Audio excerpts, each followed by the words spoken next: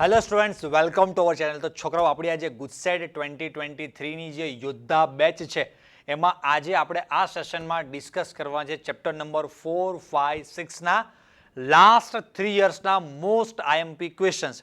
આપણે આની પહેલાં ચેપ્ટર નંબર 1, 2, 3નો વિડીયો છોકરાઓ અપલોડ કરેલો છે. લગભગ મોટાભાગના છોકરાઓ જોયો, બધાને સરસ લાઇક કર્યું, બધાને શેર કર્યો.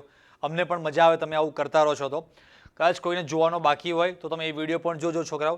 જે છોકરાઓ ડાયરેક્ટ કદાચ આ જ વિડીયો પર આવ્યા છે તો આપણે આખી જે લાસ્ટ 3 યર્સના 2020, 21 અને 22 આ જે 3 યર્સ જે નવો સિલેબસ આવ્યો આપણો, એ સિલેબસના લાસ્ટ 3 યર્સના ગુજસેટના આપણે આજે આ 3 ચેપ્ટરના ક્વેશ્ચન્સ કરવાના છે. એમાં એ આગલો વિડીયો તમે લોકો જોયો છે, બહુ મસ્ત મજા આવી હતી. આપણે કોમેડી સરસ બધા જોક બોક વચ્ચે બધા તમને મેં કીધા હતા.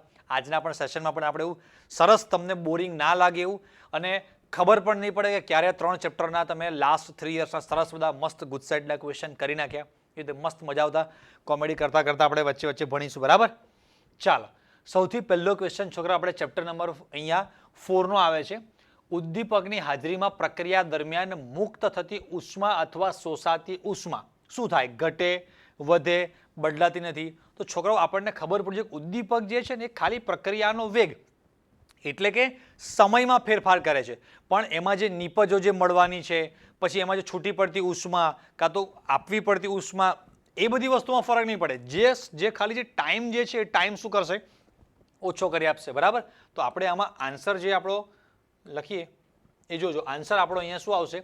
ઘટે છે, વધે છે, તો બદલાતો નથી. બરાબર? ઉદ્દીપકની હાજરીમાં મુક્ત થતી જે ઉષ્મા અથવા શોષાતી ઉષ્મા એમાં કંઈ ફરક પડે નહીં. ઓકે, નીચે સાહેબ બીજો હું કલર સિલેક્ટ કરી રાખું. ચાલો નેક્સ્ટ. અચ્છા, નીચેનામાંથી કયા આલેખ માટે આંતરછેદનું મૂલ્ય? બહુ જ મસ્ત ક્વેશ્ચન. એક જ ક્વેશ્ચનમાં બધું જ આવી જાય. ખબર પડે? એટલો જોરદાર આ ક્વેશ્ચન છે. આ એક ક્વેશ્ચન ભલે અહીંયા ગુજસેટ 2020 લખ્યું, આ જ સેમ ક્વેશ્ચન લગભગ 2021 કે 22માં પૂછેલો છે અલગ રીતે. પછી લાસ્ટ 10 યર્સમાં તમે ગુજરાત બોર્ડ અને ગુજસેટની એક્ઝામમાં આનો જ આ જે 4 આલેખ આપ્યા છે તો 4 આલેખના 4 ક્વેશ્ચન બની શકે. પછી 4 આલેખના આંતરછેદના ક્વેશ્ચન બની શકે, ઢાળ માટેના ક્વેશ્ચન્સ બની શકે. એમ આ જે 4 આલેખ છે તમારે ગોખી નાખવાના છે. તમારા માટે આલેખ આપણે એકદમ સરસ અહીંયા રેડી ટુ યુઝ તમારા માટે રાખેલા છે. તો જુઓ, 4 જે આલેખ છે એમાં આપણે જોતા જઈએ કે પહેલો જે આપણો આલેખ છે લોગ આર વિરુદ્ધ ટીનો, એ તમને ખબર પડી જોઈએ કે આ જે છે એ પ્રથમ ક્રમની પ્રક્રિયા માટેનો છે. બરાબર? આ પણ પ્રથમ ક્રમ માટે છે, પણ પ્રથમ ક્રમમાં તમે ટેક્સ્ટબુકમાં જોશો તો 2 પ્રકારના આલેખ છે અને મસ્ત અને કન્ફ્યુઝ થવાય એવું છે કે લોગ આર વિરુદ્ધ ટીનો છોકરાઓ જો આપણે આલેખ દોરીએ તો આનો આ જે ઢાળ છે ને એ ઋણમાં આવશે. કેટલો? -k ભાગ્યા 2.303 આવશે. અને આનો આલેખ છે, આ આલેખનો ઢાળ એ પ્લસમાં k ભાગ્યા 2.303 હશે. તો આ માઇનસમાં આવશે, આ પ્લસમાં આવશે. આ કોણ છે ભાઈ? આપણો આર્હેનિયસ. યાદ આવી ગયો? હા. અને આ કોણ છે? શૂન્ય ક્રમની પ્રક્રિયા. તો એમ આપણને યાદ રહેવું જોઈએ. આમાં એ પણ પૂછી શકે કે અહીંયા શૂન્ય ક્રમની પ્રક્રિયા માટે આંતરછેદ આ છે તો એનું મૂલ્ય ખબર હોય છે કે R0 જેટલું હોય છે. આમાં આંતરછેદનું મૂલ્ય કેટલું હોય છે? અહીંયા આટલો ભાગ. આનો ઢાળ શું છે? તો તમારે આ 4 જે આલેખ છે એ તમારે, હું હમણાં સાઈડમાં જોડે, તમારે એનો સ્ક્રીનશોટ લઈ લેવાનો અને સ્ક્રીનશોટમાં પછી તમારે નોટબુકમાં કોપી કરી અને 4 આલેખ, એમાં ઢાળ, આંતરછેદ, કોનો કઈ પ્રકારનો આલેખ છે બધું તમારે લખી દેવાનું. તો આપણને અહીંયા પૂછ્યું છે કે આંતરછેદનું મૂલ્ય શૂન્ય શેમાં છે? તો તમે જોશો તો અહીંયા કંઈક આંતરછેદનું મૂલ્ય છે, અહીંયા પણ કંઈક મૂલ્ય છે, અહીંયા પણ કંઈક મૂલ્ય છે, પણ અહીંયા જે આ ગ્રાફ છે આપણો શરૂ જ અહીંયાથી થાય છે. એટલે આંતરછેદનું મૂલ્ય આમાં કેવું આવે છોકરાઓ? શૂન્ય આવે. સમજાય કે ના સમજાય? નકર કંઈક મૂલ્ય આવે પણ નકર શૂન્ય આવે. રેડી? એક જોક તમને યાદ આવ્યો તો કહી જ દઉં. એક ભાઈ છોકરી જોવા માટે ગયો. શૂન્ય ક્યારે અને કંઈક મૂલ્ય ક્યારે આવે? તો એ પહોંચ્યા આખું ફેમિલી લઈને બધા. તો ત્યાં ગયા તો છોકરી હજી ઘરે નહોતી. જે પણ છોકરીનું ફેમિલી છે એ બધાએ કીધું કે અમને ખબર હતી કે તમે સવારમાં આટલા વહેલા અહીંયા પહોંચી જશો. બેબી અમારી કોલેજ ગઈ છે, બસ હવે છૂટી જશે, અડધો પોણો કલાકમાં બસ આવશે જ હમણાં ઘરે. તો થોડી વાર બેઠા આ છે, વાતચીત થાય છે. પછી પૂછ્યું છોકરાને કે ભાઈ છોકરો શું કરે છે? તો કે એ ઇલેક્ટ્રિશિયન છે. એમ બધું રિપેર કરતા ફાવે? છોકરીના પપ્પાએ પૂછ્યું કે હા બધું જ ફાવે. તો કે તમે થોડી વાર ફ્રી છો, ખોટું ના લાગતું હોય તો કે અમારે ગીઝર બગડી ગયું છે, રિપેર કરી આપશો? છોકરો બિચારો સરળ માણસ મારા જેવો, હા હા કંઈ વાંધો નહીં, લાવો કે આપણે કરી દઈએ.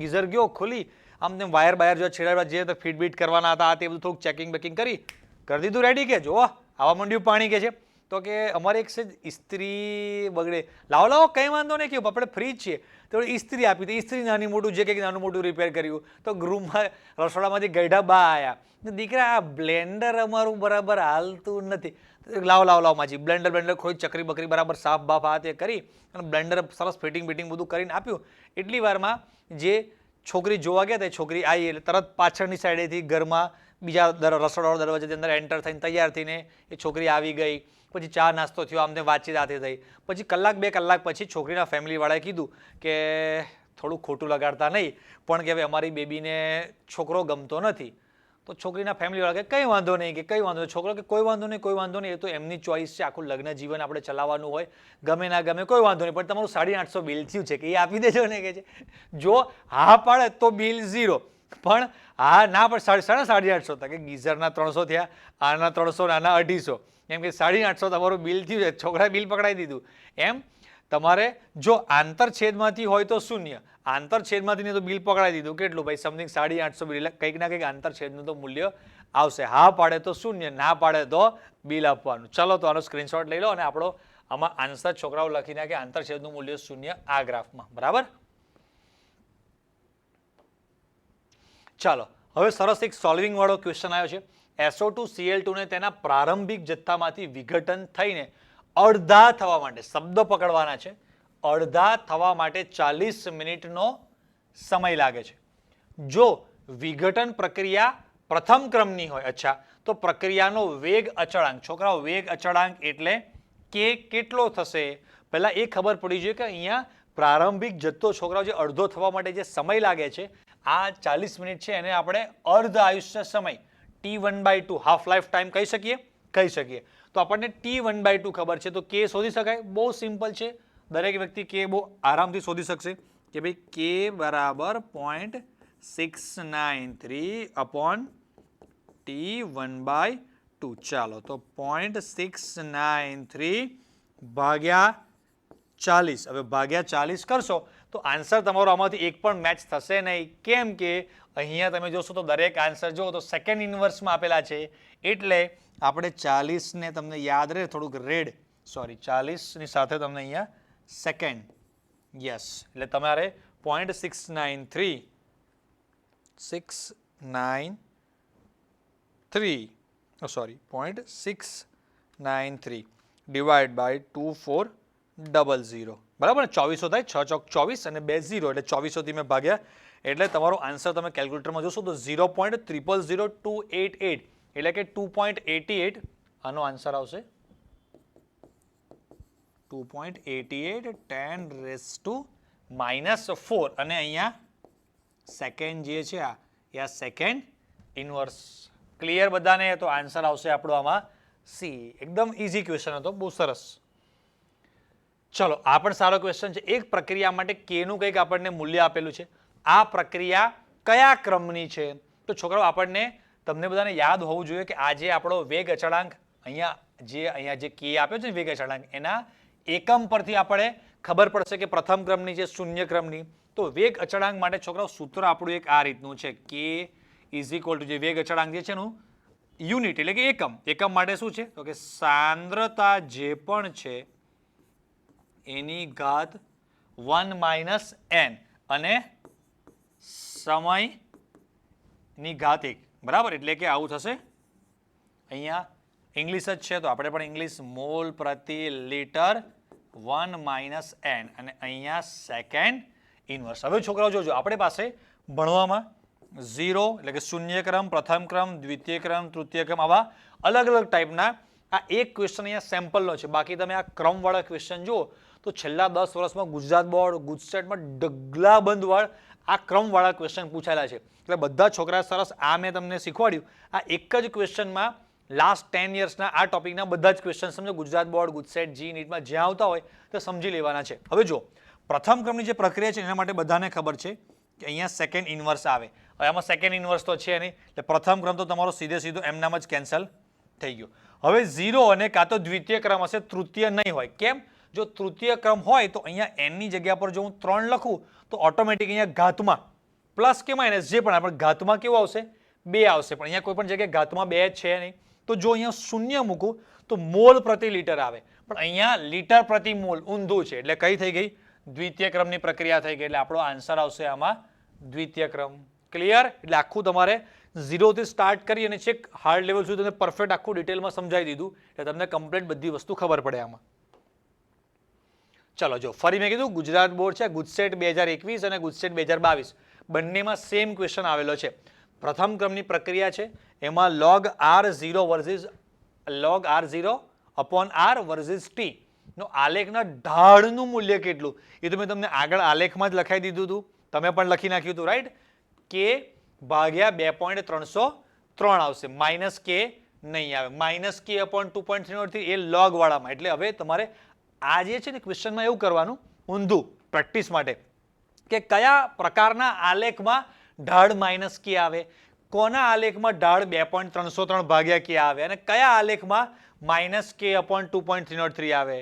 ક્લિયર? એ તમારે શોધવાનું.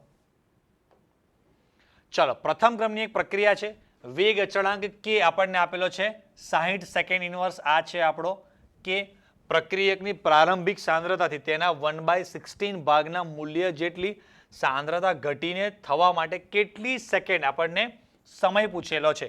પ્રથમ ક્રમની પ્રક્રિયા છે, શરૂઆતની જે કોઈ પણ સાંદ્રતા છે એને ઘટી અને 1/16 થવા માટે આપણા સ્વાધ્યાયમાં ટેક્સ્ટબુકમાં આ પ્રકારનો દાખલો આપેલો જ છે. તો જુઓ આ જે છે એના માટે આપણે ટી શોધવાનો છે, સમય ટી 2.303 ભાગ્યા કે લઈ લઈએ આપણે 60, log શરૂઆતની હું r0 જ રાખું છું અને આ જે છે r0 ભાગ્યા 16 રાખું છું. તો અહીંયા જુઓ તો r0 કેન્સલ, છેદના પણ છેદમાં 16 છે એટલે જશે ઉપર.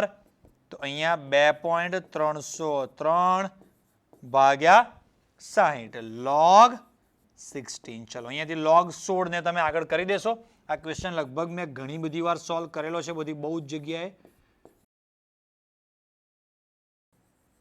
ઓકે, આનો log 16 તમે કરી નાખજો અને પછી જે બી ગુણાકાર છે કરશો એ તમારો આન્સર આવી જશે. અત્યારે હું log ટેબલ લઈને કેલ્ક્યુલેટરમાં લાંબુ કરતો નથી. ચાલો, એક પ્રક્રિયા A ના સંદર્ભમાં પ્રથમ ક્રમની છે, B ના સંદર્ભમાં દ્વિતીય ક્રમની છે. જો A અને B બંનેની સાંદ્રતા બમણી કરવામાં આવે તો વેગ કેવી રીતે અસર પામશે? બહુ સરસ. આ ટાઈપના ક્વેશ્ચન બહુ જ પૂછાય છે. અહીંયા એક્ઝામનું નામ લખ્યું નથી, બટ 2022નો ક્વેશ્ચન છે, અમે પેપરમાંથી આ સ્ક્રીનશોટ લઈને અહીંયા મૂકેલો છે. તો આ ટાઈપના ક્વેશ્ચનમાં તમારે જોવાનું છે. જુઓ લખવાનું કેવી રીતે છે, આપણો જે પણ પ્રક્રિયાનો વેગ છે એ સ્મોલ r બરાબર ચલે છે. આપણા બે પ્રક્રિયક, જે પણ કોઈ પ્રક્રિયક આપેલા હોય બે પ્રક્રિયક લખી નાખો પહેલા કાયમ. પછી A ની સાપેક્ષે લખેલું જ છે, પ્રથમ ક્રમની છે, B ની સાપેક્ષે દ્વિતીય ક્રમની છે. હવે આપણને એવું કીધું કે A જે છે A અને B બંનેની સાંદ્રતા બમણી કરવામાં આવે છે, એટલે કે તમે આમાં જોશો તો અહીંયા 2 અને અહીંયા 2 નો વર્ગ, એટલે તમે આમ જુઓ તો 8 ગણી થાય. તમારો જે પ્રક્રિયાનો વેગ છે 8 ગણો A અને B નો જે આગલો પ્રક્રિયાનો વેગ હતો એના કરતાં 8 ગણું આગળ જે છે. હા રાઈટ, એટલે આપણો આન્સર આવશે આમાં 8 ગણો વધારો થશે. બહુ સિમ્પલ છે. આ પ્રકારના ક્વેશ્ચન વર્ષોથી બહુ જ બધા પૂછાય છે. અમુક સ્પેસિફિક પર્ટિક્યુલર ટાઈપના જે ક્વેશ્ચન છે છોકરાઓ, એમાં હું તમને કહી દઈશ કે આ ક્વેશ્ચન બહુ જ વધારે વાર પૂછાય છે. આ પ્રકારના આમાં A અને B આપેલા હોય, હવે આની સાપેક્ષે અડધો છે, આની સાપેક્ષે 3 ગણો છે, આની સાંદ્રતા બમણી કરવામાં આવે છે, આની અડધી કરવામાં આવે છે, આની 4 ગણી 3 ગણી. આવા ઢગલાબંધ ક્વેશ્ચન છે, તમે પણ જોયેલા હશે. છેલ્લા 10 વર્ષમાં આ ટોપિક આધારિત બહુ જ બધા ક્વેશ્ચન પૂછાયેલા છે, એટલે તમે આ ટાઈપના ક્વેશ્ચનની પણ પ્રેક્ટિસ થોડી એક્સ્ટ્રા બીજા વધારે ક્વેશ્ચન જે પણ કોઈ બુક હોય આપણી પાસે એમાંથી કરવાની તમારે. રાઈટ, ચલો આગળ જઈશું થોડા. ચલો સોરી, એમાં આન્સર મેં તમને કીધો કે નહીં? અચ્છા 8, હા લખ્યો.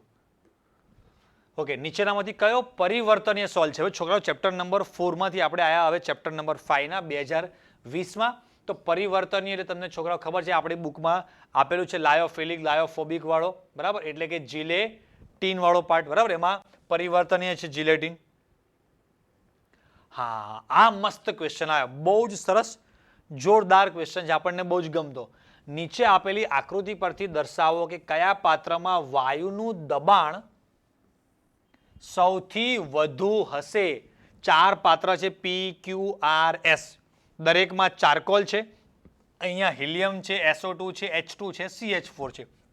હવે થોડુંક લોજિક બુદ્ધિ વાપરો કે આપણે ચેપ્ટર નંબર 5 માં એક એવું વાક્ય છે કે જે પણ કોઈ વાયુનું ક્રાંતિક તાપમાન ઊંચું હોય એ બધા વાયુનું પ્રવાહીકરણ સરળતાથી, 3 સ્ટેપ છે. ક્રાંતિક તાપમાન ઊંચું એટલે પ્રવાહીકરણ સરળતાથી થાય અને અધિશોષણ વધુ થાય અને દબાણ ઓછું દર્શાવે. કોઈ પણ વાયુ છે એનું દબાણ તો હશે. અત્યારે બધા જ વાયુ એક સરખા 1 મોલ 1 મોલ 1 મોલ જ છે, દરેકમાં ચારકોલ 1 ગ્રામ જ છે. એટલે આ બધા વાયુઓ ચારકોલની સપાટી પર થોડા ઘણા અંશે અધિશોષિત થવાના. પણ આમાંથી સૌથી ઓછો જે વાયુ અધિશોષિત થાય, હવે સૌથી ઓછો કોણ થશે? તો સ્ટેપ બાય સ્ટેપ કે જેનું ક્રાંતિક તાપમાન કેવું છે? સૌથી ઊંચું, એટલે પ્રવાહીકરણ ક્રાંતિક તાપમાન સૌથી નીચું, બહુ જ માઇનસમાં હોય. હિલિયમ છે, હાઇડ્રોજન છે, એ એવા બધા છે કે એમનું ક્રાંતિક તાપમાન બહુ જ -200, -230 એટલા બધા ડિગ્રી માઇનસમાં હોય છે લોકોનું. તો એવા વાયુ કે જેનું ક્રાંતિક તાપમાન બહુ જ નીચું છે, એટલે કે પ્રવાહીકરણ સરળતાથી થતું નથી. તો ઓબ્વિયસ છે કે પ્રવાહીકરણ થતું નથી, અધિશોષણ થતું નથી, તો એ વાયુ સ્વરૂપે જ રહેવાના, દબાણ વાયુનું જ હોય. એટલે અહીંયા કહેવાનો મતલબ એવો છે, બીજી રીતે એવું પણ પૂછી શકાય કે આ જે 4 વાયુઓ છે એમાં સૌથી ઓછું અધિશોષણ કોનું થશે? તો ભાઈ હિલિયમ જે નિષ્ક્રિય વાયુ છે એનું અધિશોષણ સૌથી ઓછું. હિલિયમનું આની સપાટી ઉપર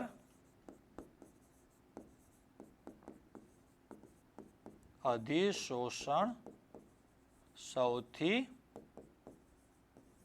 ઓછું થશે, માટે દબાણ કેવું હશે? સૌથી વધારે. એટલે તમે બધા ઉતાવળ ન કરજો, પહેલું પાત્ર છે એટલે આન્સર એ ટીક કરી દો, બટ એમાં ક્યુ લખેલો છે પણ આ તો પી છે એટલે આન્સર આવશે આપણો બી, બોમ્બે. એટલે કે આમ પાત્ર પી આપણું. ક્લિયર? ચલો આગળ જઈશું. આ ટાઈપના ક્વેશ્ચન બી સારા એવા પૂછાય છે બધે. હા, નીચેનામાંથી કયો ફ્રુન્લીચ અધિશોષણ સમતાપી વક્ર છે? ફ્રુન્લીચ વાળો તમને આલેખ યાદ હોય તો આપણી બુકમાં log x/m વિરુદ્ધ જે p નો જે આલેખ છે, બરાબર, log p વાળો, એમાં સીધી રેખા આવતી હતી. આ વક્રાકાર છે ને એ તમને યાદ હોય તો આ રીતે હતું. હું સાઈડમાં છે તમને દોરી આપું. x/m વિરુદ્ધ p નો જે આલેખ આ રીતે બુકમાં દોરીને આપેલો છે, એક બોક્સ, અને એમાં આ રીતે લાઈન છે, તમને યાદ હોય તો 3 લાઈન આપેલી છે, રાઈટ? તો આ આલેખ x/m વિરુદ્ધ p નો હોય તો વક્રાકાર આવે. તો વક્રવાળા તો એમ નામ કેન્સલ થઈ ગયા. હવે બે સીધી રેખાવાળા છે, પણ આ જે છે એ અહીંયાથી શરૂઆત થાય છે, ઉદ્ગમ બિંદુમાંથી. પણ એમાં તમારો જે આંતર છે તે c નું કંઈક મૂલ્ય હતું, યાદ કરો, બરાબર ને? એટલે અહીંયાથી સ્ટાર્ટ ને થોડુંક ઉપરથી આટલો ભાગ છે એ આંતરછેદનું કંઈક મૂલ્ય છે. એટલે આપણો આન્સર આવશે બી, ફ્રુન્લીચ માટે. ચલો, કલીલ બનાવવાની પ્રક્રિયા AS2O3 એક પ્રક્રિયા આપેલી છે આપણને. કયા પ્રકારની છે? બહુ જ સિમ્પલ, એકદમ ઇઝી, કેમ કે 2021 નો ક્વેશ્ચન છે. એ વર્ષે ગુજરાત બોર્ડમાં કોરોનાને કારણે માસ પ્રમોશન મળ્યું હતું. તો હવે એન્જિનિયરિંગમાં એડમિશન કોઈ એક એક્ઝામ બેઝ તો લેવું પડે. એટલે એ વખતે બહુ જ સિમ્પલ પેપર બનાવીને કોરોનાને કારણે આટલું સિમ્પલ પેપર હતું, બટ આટલા સિમ્પલ ક્વેશ્ચન કદાચ આવતા નથી. આવે તો તમારા અને મારા સારા નસીબ. તો આમાં સિમ્પલ છે, દ્વિવિઘટન બધાને આવડી જાય એવું ટેક્સ્ટબુકનું જ છે. પછી AS2S3 સોલના સ્કંદનમાં ઉર્ણીન કરતા આયન તરીકે કયા અવક્ષેપ ક્ષમતા સૌથી વધારે છે? એટલે કે AS2 જે છે છોકરો, આ ટાઈપનો પણ ઘણા ક્વેશ્ચન એવા છે, હું તમને કહીશ કે આ ટાઈપના ઘણા બધા વેરાયટી વાળા ક્વેશ્ચન છેલ્લા 10 વર્ષમાં પૂછાયેલા હોય છે. તો આ ટાઈપના ક્વેશ્ચનમાં તમને ખબર પડવી જોઈએ કે જે સોલ આપ્યો છે ને, સોલ એ પોતે, કલીલ સોલ જે છે એ પોતે ધન વીજભારિત છે કે ઋણ વીજભારિત? આ જે છે ને એ આપણો ઋણ વીજભારિત છે. કેવો છે? ઋણ વીજભારિત. તો ઓબ્વિયસ છે કે એના અવક્ષેપન માટે એમાં જે પણ તમે ઉમેરો છો એ ધન હોવા જોઈએ, ધન જ કરી શકશે. તો બધા અહીંયા પોઝિટિવ જ આપેલા છે. ચલો, એ પોઝિટિવ ધનમાં પણ જેની ઉપર વીજભાર, જેનો પાવર સૌથી વધારે હશે એ સૌથી વધુ કરી શકશે. એટલે લખ્યું છે સૌથી વધારે, તો Al3+, બરાબર. પછી Ki ના અતિમંદન દ્રાવણમાં AgNO3 નું અતિમંદ દ્રાવણ ઉમેરવામાં આવે તો નીચેનામાંથી કયો સોલ પરિણમશે? Ki ના અતિમંદ દ્રાવણમાં ઉમેરવાનો કોણ છે? જોજો, AgNO3 નું અતિમંદ દ્રાવણ ઉમેરવામાં આવે તો કયો સોલ પરિણમશે? બહુ જ મસ્ત ક્વેશ્ચન છે. પહેલા આપણે એક આકૃતિ દોરીશું તો વધારે આઈડિયા આવશે. સમજો, અહીંયા આપણે પાત્રમાં લીધેલો છે Ki, બરાબર. એમાં ઉમેરો છો તમે AgNO3. હવે આપણને ખબર જ છે કે Ki અને AgNO3 માંથી Ag અને I બે ભેગા થઈ અને સૌથી પહેલા Agi ના અવક્ષેપ બનાવે છે, બની ગયા. હવે એની સપાટી ઉપર એની સપાટી ઉપર બીજા આયનનું અધિશોષણ થઈ શકે. હવે બીજા કયા આયન? તો કે આપણી પાસે ચોઈસ છોકરાઓ 4 આયનની છે. Ag+, NO3-, Ag+, K+ અને I-. પણ નિયમ એવું કહે છે કે Agi ના જે પણ આપણે અવક્ષેપ બન્યા ને એની સપાટી પર આ જે 4 અલગ અલગ આયનો છે એમાંથી આની સાથે જે મેચ થતા હોય, કોમન હોય, એનું જ એટલે કે કાં તો Ag+, દ્રાવણમાં Ag+ છે અને કાં તો I-, કાં તો Ag+ અને કાં તો I- જ એની સપાટી ઉપર બીજું સ્તર બનાવીને અધિશોષણ પામી શકે. તો હવે એ બેમાંથી જે વધારે કોણ હશે? તો કે આનું દ્રાવણ આપણે Ki નું લીધેલું છે, એમાં થોડોક આપણે AgNO3 ઉમેરીએ છીએ. પાત્રમાં વધારે પ્રમાણમાં કોણ છે? Ki. થોડોક ઉમેરેલો છે AgNO3. હવે એમાં થોડોક જે AgNO3 છે એમાંથી પણ ઘણા બધા Ag I સાથે જોડાઈ અને Agi બની ગયા છે. હવે વધ્યા બહુ જ થોડાક. તો અહીંયા જે પણ દ્રાવણ છે એમાં I ઢગલાબંધ છે અને Ag+ બહુ જ ઓછા છે. સમજાય? તો એની સપાટી પર અધિશોષણ કોનું થવાનું છે? I નું જ ઓબ્વિયસ છે, એટલે કે અહીંયા આવશે I-, એટલે આન્સર આવશે આપણો D. ક્લિયર?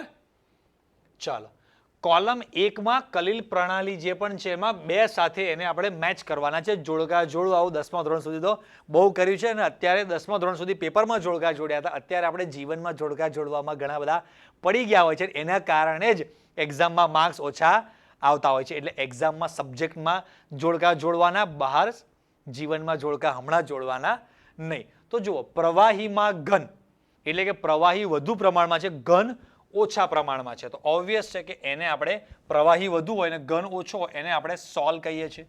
ઘનમાં પ્રવાહી ઘન વધારે છે અને એમાં થોડોક જ પ્રવાહી છે એટલે જેલ, જેલી ચોકલેટ તમે લોકો જોયું છે ને, આમ ઘન સ્વરૂપે છે પણ થોડીક સોફ્ટ હોય છે, થોડો એમાં પ્રવાહીનો ભાગ હોય છે.